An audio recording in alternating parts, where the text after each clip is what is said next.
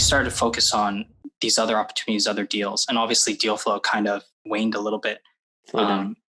Slowed down. And so my full-time experience was a lot less cumbersome and a lot less, hours any worked. live deal? Did you close live deals while you were there?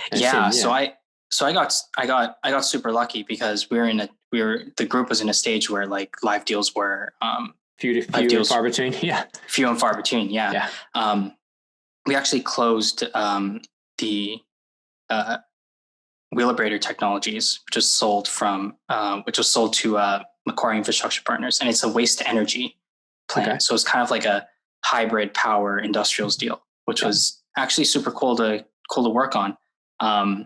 Site visits were kind of weird because the place was super smelly, but but it was just a great deal to work on, and it was super interesting to learn about something I never heard about before.